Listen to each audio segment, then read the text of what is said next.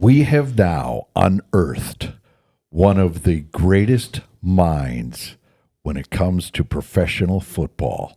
And you are the benefactor because you are now about to be enlightened from a mind that no one thought existed. But yet, here he is, Michael J. Morris, the superstar with Starstruck. I really love the way you do that. Jim Rich, everybody. I mean, that's why he's here, because he pumps me up really big, and that's exactly what I'm needing him for. And also indicating to everyone that we've unearthed a really great mind that we none knew of, including me. I didn't think it was there either. But it's there. It's there. Apparently it's there, and it comes out when it comes time to talk iron or football or both, I suppose. But it's not the case today. No. Well, it would be related to football in some way, shape, and form, but mostly in the way of me and the pranks I used to pull on my teammates because I had too much time in the locker room being a long snapper. They were in meetings, and I'd come out and do whatever I wanted to do like a small child and get by with it. And you know, people have suggested that maybe I talk about some of the pranks. They may have forgotten one or two things that I did. And it's pretty fun. It's fun to go back and reminisce and revisit these old stories because I don't know if it's that way anymore. I don't think you can do the kinds of stuff that we did. I should say I did. I mean, a lot of people were doing pranks, mostly because they had to pay me back. So I brought it on myself. But then I don't think it's that way. I think that probably the culture of the locker room now is completely different. Well, and I don't know that for sure. No, we do hear about Marc-Andre Fleury, the wild goaltender, and some of the pranks that he's pulled on teammates. Some were very elaborate. Yeah. One, I think it was Brandon Duhaime, was calling him old and saying how great he was for being 50 years old, and repeated this on a broadcast when he was being interviewed in between periods. And Fleury was then found out about this. So he decided, well, really? And he ended up, the coup de grace, the final tit for tat, was Fleury jacked up his truck, took all the tires off, chained them together, locked them together, and then, to make sure he knew it was him, he dumped a load of dirt on the hood of his car and put flowers there because his nickname is the Flower. And that is creative, and I don't know if you can do much better than that. I don't know if you can do much better. That is right up there with anything I had. There's pictures. You can see it still online. They took pictures of it, and it's a fact. And planted flowers. That is funny. That takes a little thought. And he did it on the road because they were playing. This guy had been traded since then. And so had to go get him where he was then. Yes, they were playing him, and he ripped them. He thought he was safe because he was on another team in another city. Well, the Wild went and played him, and while they were out practicing and the Wild were coming out later, well, Fleury had nothing with him, so there's no way to get me. Yeah. Plenty of time on his hands and probably some help from someone on the other side. AAA, maybe? AAA, like, what do you do on the road if you're looking to jack a truck up in the air and put it on blocks? And you need a teammate or two from the other squad, I think. An insider, maybe to get his keys or whatever else out of his pants in his locker, which I found very necessary. And, well, I may as well just jump into it. I took Jeff Christie's truck. He had broken his leg and was missing some time on the field, so he would hobble around and feel sorry for himself in the locker room on crutches. He broke his leg against the Jets in like a preseason game. Okay. So he missed a lot of football. It may have been a regular season game. It was. And so anyway, he was hobbling around. Of course, he loved being out on the field, so he always had his dauber down, as my dad would say. Don't get your dauber down.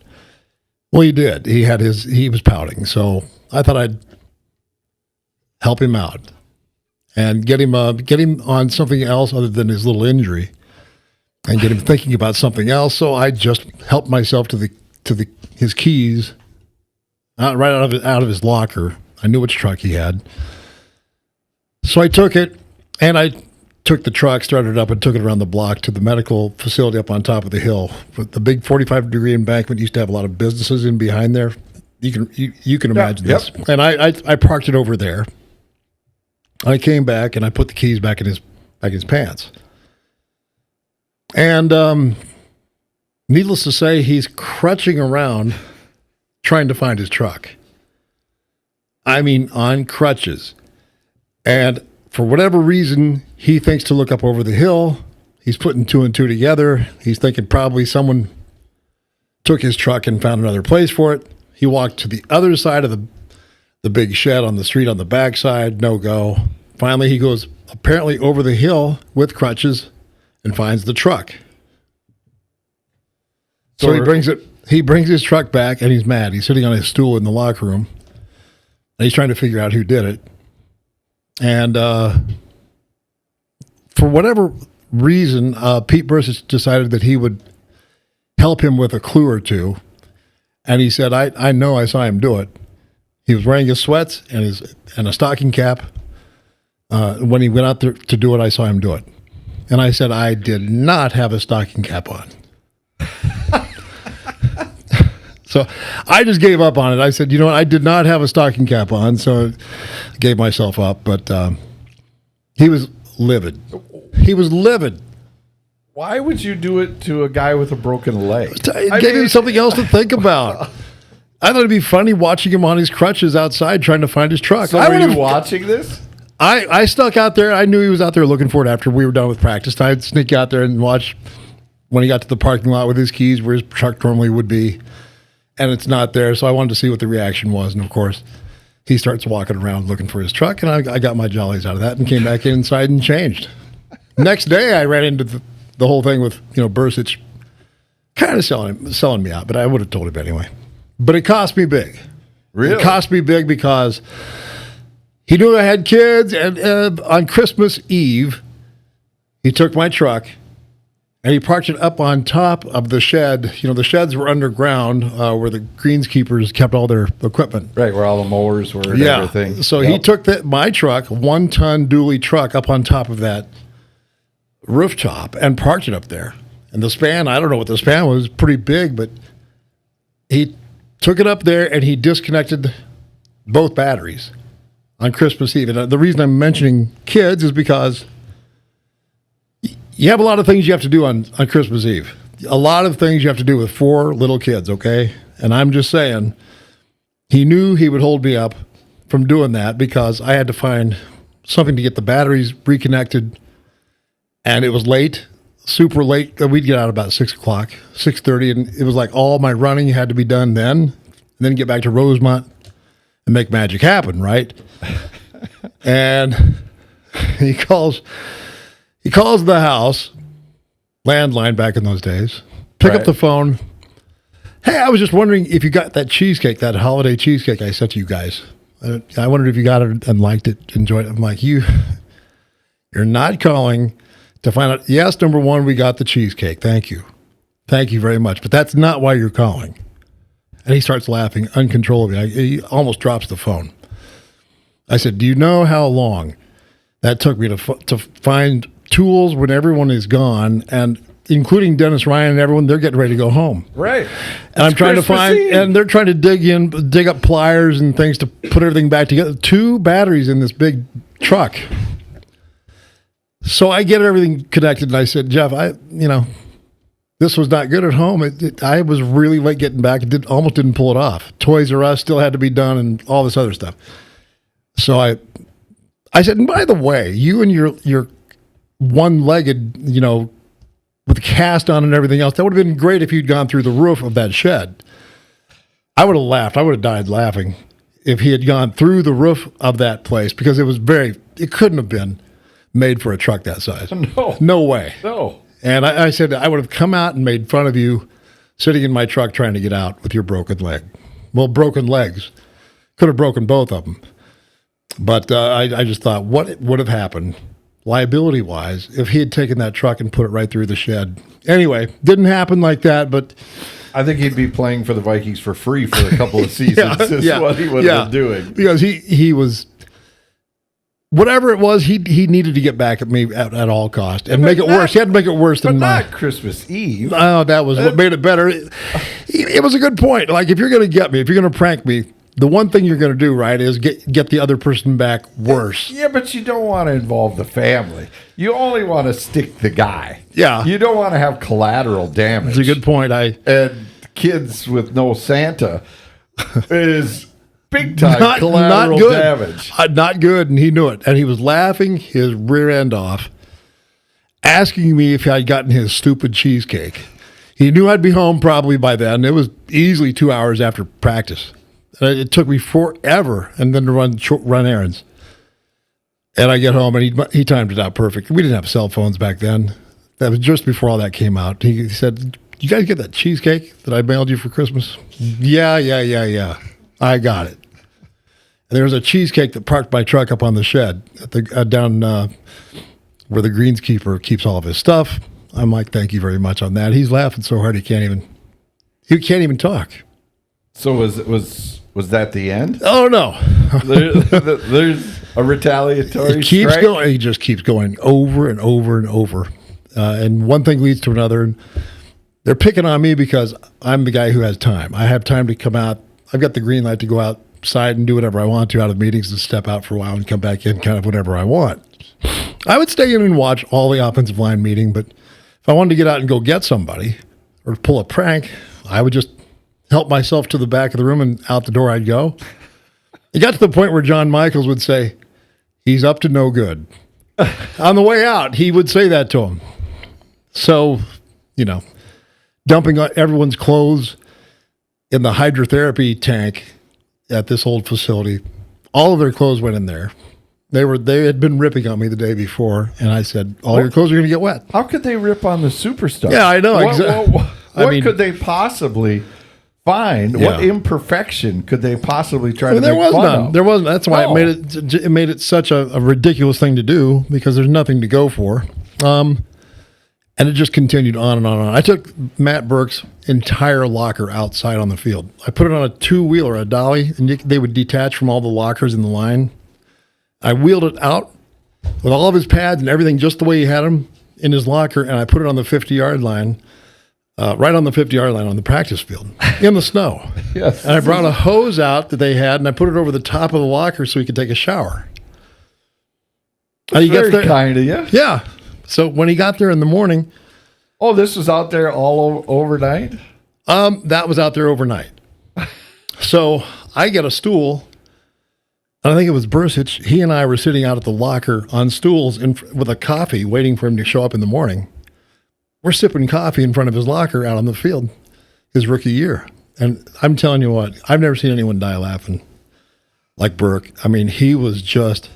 He couldn't believe, number one, that all of this stuff was in there perfectly. It was like it looked the same as it would inside. Hung everything up, but it was outside, and he lost it. But then, it never ends though. There's always more. But those were some of the pranks, and then of course, it would be 25, 30 below zero sometimes when I pull it. So it was always a good time to put someone's pants in a 5-gallon pail and pour water in it and just put them outside and let them freeze up solid. And you have a block of ice with all your clothes, and you're trying to get home. And it's not going to work because you have to wait and chip all of your clothes out of a 5-gallon bucket. So that was good. Well, you could maybe Dennis Ryan, the equipment manager, would let you put it in one of those big dryers and just have it tumble around. That's what he did. Oh, he'd help him after he got him out. Stussy, by the way. He chips all of his clothes out, everything. And Dennis Ryan says, give him here. And he puts them in the big dryer, enormous dryer. And they start drying his clothes so he can go home. And so he gets them half dry, and he puts them in a laundry bag that Dennis Ryan sets him up with, and he goes home in like new dry short gear. He takes off and goes home that way. Short gear. 20 below zero. So it just always was worth doing that kind of stuff. I got a kick out of doing that. So that was all. And for what reason?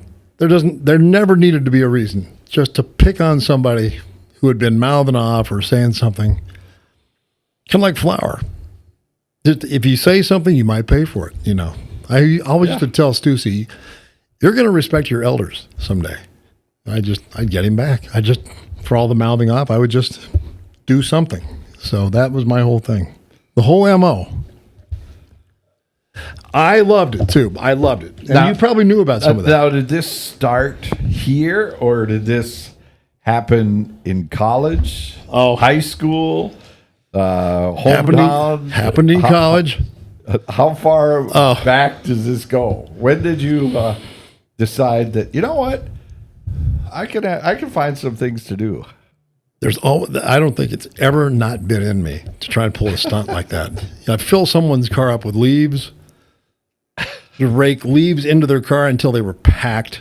The whole inside of the car was packed. I was jamming leaves in the door to try and get the door jammed shut.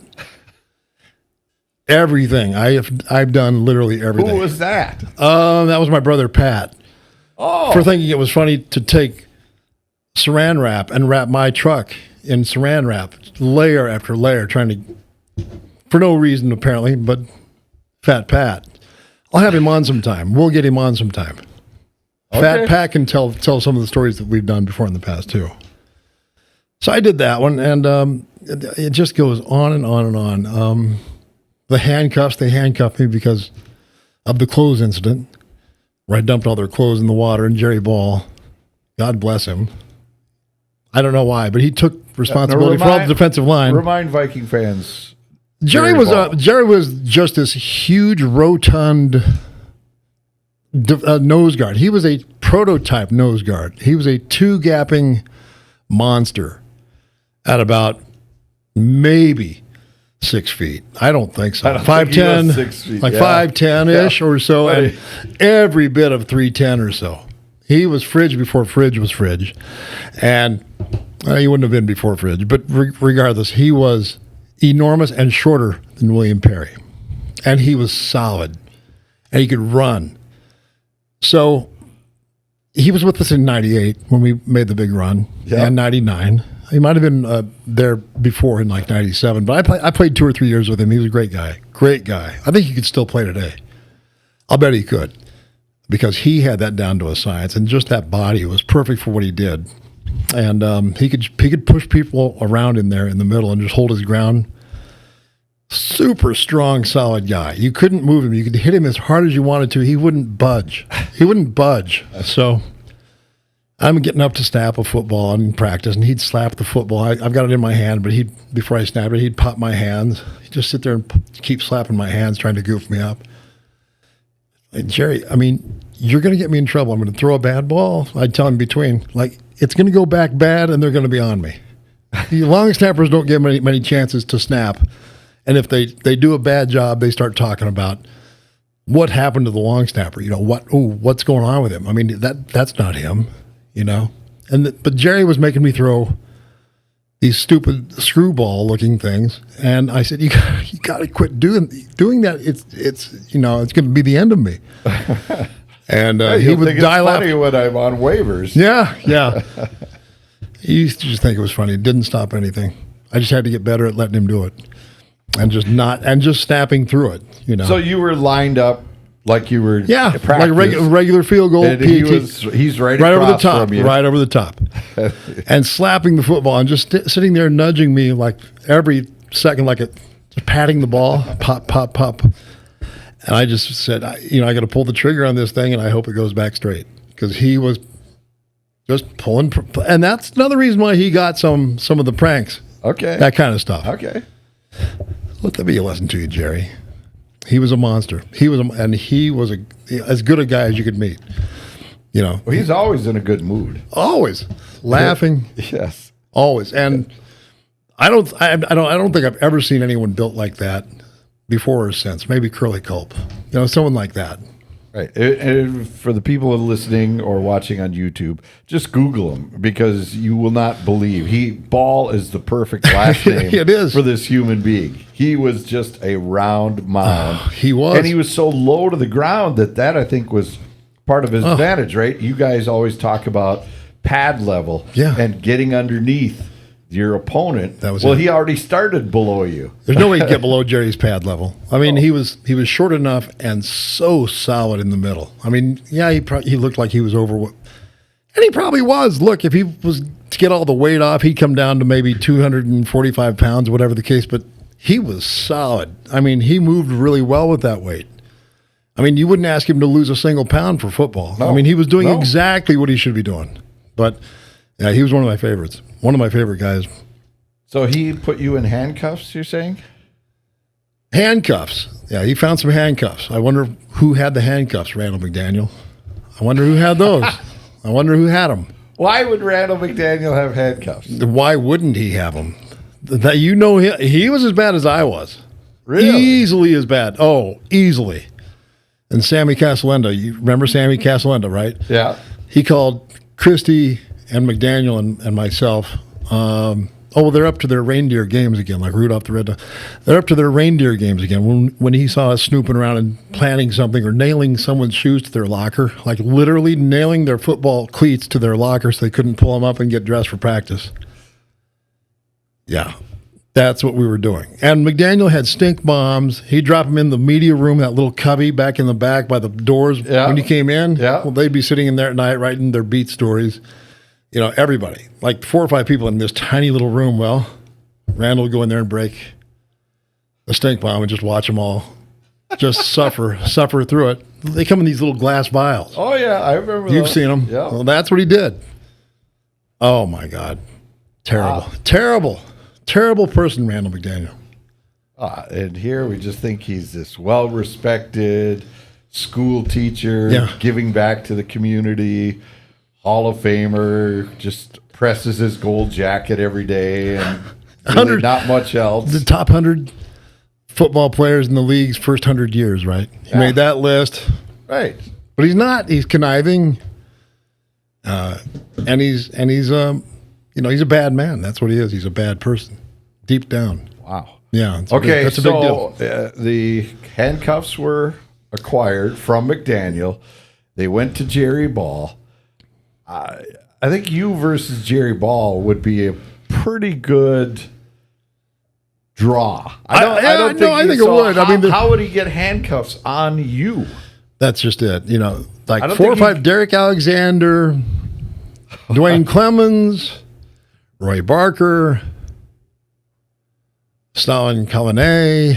Remember him? Yes. I remember the whole crowd of Jason Fisk, all of them. All of them. Johnny and John Randall. Oh, I mean, they were all in on it. So it took 8. Well, it was just super easy since I did some. I know I pulled something on all of them.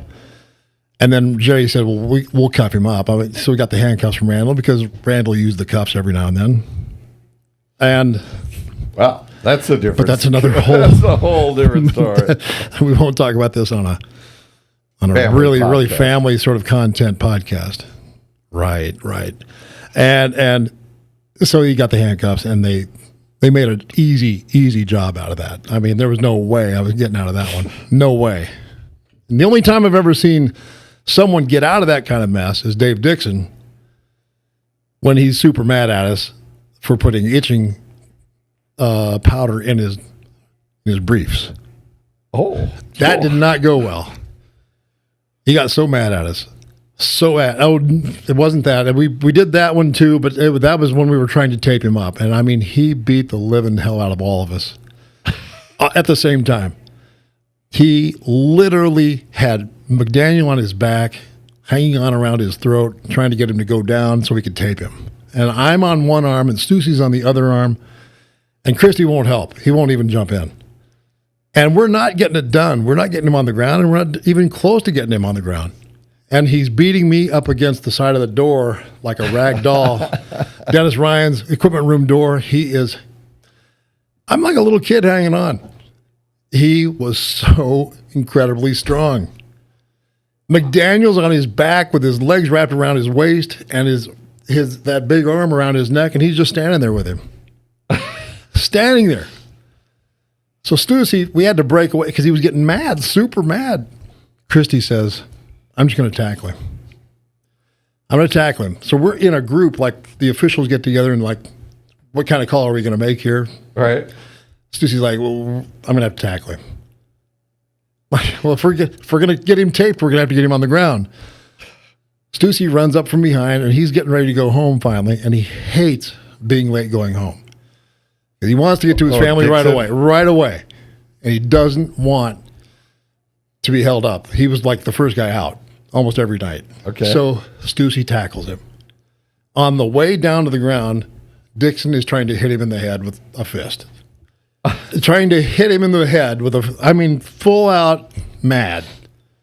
We jump on him, and I'm on his back this time, and I've got my arm under his neck, wrapped around, and I start giving him some choke, right? Trying to get just to settle down. He starts to stand up. He starts standing up with all of us. I'm like just taking a ride. And he says, okay, enough, because he was feeling the squeeze. So he just called out. I said, well, wrap him up then, wrap him. So Everett Lindsay takes some tape and he gets 4 or 5, 6 rolls on his legs and he's done. I said, you've been taped. He had me. He didn't realize it, but if he had just been stubborn enough for another 5 minutes, he would have had us again. But he just stood up and just to say, look, that's it. I was like, oh my God, he just gave up. He just gave up. We were dead. We were dead meat again. I've never had that happen to me where someone is just playing around with me. And 2 other guys. Wow. Just unbelievable. He hated lifting weights. Shouldn't say hate. He didn't like it. He did it because he had to, and they paired him with me, and we'd go through, and whatever routine we had, he and I would go through, paired up. We get on bench one day. Every now and then there'd be a bench day. Like most of it was machine stuff, but there'd be a free weight bench day. And he and I would train up to like 405 pounds for like 4 or 5 reps. And he's sitting there just tired. It's 7 a.m. He could care less. Mine, I'm getting them, but I'm working at it to no end. It is hard to do. And he is just he's mailing reps in. The first rep, the 5th rep looks like the first rep. And he puts it down because he's supposed to. 5 reps, you're done. Gets up and goes to the bathroom. And I turn to McDaniel and I say, watch this one. And I put 25 pounds on each side. I put 25 pounds on each side. So I add 50 pounds to the bar, 455 pounds. He comes back and does 5 reps. Stands up, or he sits up. Ooh, that was heavy. This is so heavy today. I said, that's 455 pounds. I added 50 pounds to the bar. You didn't check your bar. I added weight on when you were in the bathroom. I mean, I have yet to see someone do 455 for over 3 reps. What did he say when you said that? Just like, oh, okay. You'd be like, oh, you guys. It's like, oh, shucks. You guys didn't care. Couldn't have cared less. He should be doing that anyway. He got all 5. Didn't push himself. Wow. I mean, he was a monster. Unbelievable. And so the stories go on. So when we get to taping, describe what an official taping is. That's what defined it. It was Dave Dixon and Bob Sapp that defined what an official taping would be. It was never a problem to like wrap somebody up like a mummy until those 2 guys. But my rule was there's never been a guy too big here at Winter Park to not get taped. So when the big guy came in, if you were new, you were going to have to get taped. You didn't know it, but you were going to be taped, right? All right. So you mean so just around the legs like 4 or 5 times, and those 2, we called them taped because we got it around them and they couldn't walk. But officially speaking, you had to be wrapped. So are we using athletic tape? Yeah, just the white Johnson & Johnson. Okay, so it sticks to your Oh, bone. yeah. Oh, yeah. Okay, so it's not like that gauze that, No, we didn't use any that's pre-wrap. The pre-wrap foam that you put on so you don't pull hair away from. Yeah. We didn't care if there was any hair involved. And I mean, normally you always had sweats on. It doesn't pull that much. I mean, but you wrap them up really good and tight, and they can't move. They're like a mummy. So, but in the case of these two guys, so big, man. They were so big and so freaking strong. I mean, Bob Sapp could bench 600 pounds any day of the week. Any day. One rep, 600 pounds. So that's strong. Okay, so you weren't using duct tape. Should have. That would have been better yet. But athletic tape, if you get it around like 4 or 5 good wraps, it's staying. It's staying. Oh, yeah. But these guys, we just didn't press our luck, If we make them too mad, when they get out of that tape, eventually they're going to come back and kill all of us. So just leave. Look, you've been taped. And they were like content with that. Okay, so get the tape cutters, cut them out of it, done deal. They were taped. And they were like, okay, yeah, that's good. So when someone, not these behemoth human beings, but a normal tape job, and then you just left them on the floor of the locker room to roll around to go find something to try and cut themselves free? Yeah. Or to Dennis Ryan again? Dennis would come in with tape cutters, or he'd give tape cutters to put it someone on the floor about like 5 feet away he'd from him? Dennis would cut him there? loose, or he'd give one of the kids that would fold towels for him some tape cutters and say, go cut him loose. Go cut him loose. I took Moss out for his birthday once, wrapped him up really tight. He was a good fight for a while, too. For just a second, he was pretty scrappy. But I wrapped him up completely, and then I wrapped him to his stool. I attached him to his stool with tape, and then I slung him over my shoulder with the stool still on his rear end and headed out the door in the snow and put him out in the middle of the field, like where I put Burke's locker. Same place. I had tape cutters already on me, and I put them in his mouth. I said, here, shut up and just hang on to these. You don't want to drop these. And I went back inside. He was mad because he thought I was just going to leave him, which I did technically leave him. But I sent a kid out to cut him loose. Hey, you go cut Moss loose. So that's the kind of thing. It was his birthday. Oh, what a great present!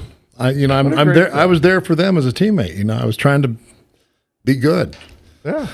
Well, if people need presents and maybe they don't think a tape job would be appropriate, and it is Father's Day. It is. So you need presents. Maybe there'd be a place to go and if you want tape, I'm sure they could probably find you some there as well. There's not a problem with that. If you go down to one of the Pleachy Ace Hardware stores, there are 4 locations, so there's no excuse in not finding one of the Pleachy Ace Hardware stores.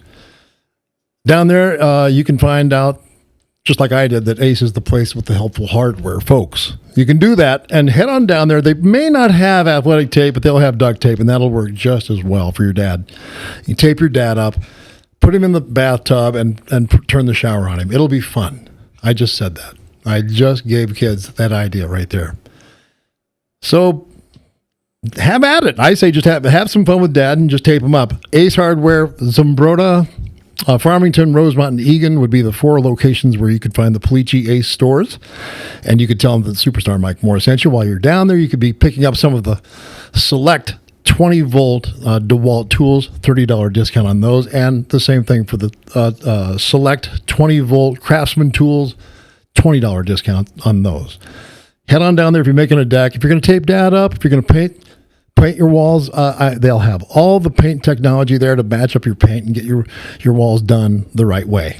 If you're patching up a crossbow hole that goes through some of the drywall, they've got plenty of stuff that would repair that too. Tell them the Superstar Mike Morris sent you. Zumbrota, Farmington, Rosemount, and Egan. Pleachy Ace Hardware. Boom. And say perhaps your car gets filled with leaves and you're just like, you know what? I'm not dealing with this. You're just going to go get another car. What could you do? Where could you go and leave this filled vehicle? You make like a tree and leaf. Get it? Brady, you like that one? It's a dad joke for you. Here's what you would do. Look, if you got the means, if you have the means, I would suggest if you're going to go buy another vehicle because one is filled with leaves, head down to Burnsville, Cliff Road, 35W, Dodge of Burnsville is the place I'm sending you to. Walk right past all the recycling plants and dumpsters and landfills known as all the other car dealerships in the world outside of Dodge of Burnsville. Head in there and talk to Mark or Adam Seva, his son, and let them know the Superstar Mike Morris sent you down there for a trade to get your car serviced. New or used, they'll take good care of you. Dodge of Burnsville. And it's right there in Burnsville, believe it or not. Okay? Tell them the Superstar Mike Morris sent you. I think that's all the time we have. And for Jim Rich, I'm the Superstar Mike Morris. And for the crack staff, Brady Muller, I'd like to thank all of you. You can hear us next week. Bye-bye.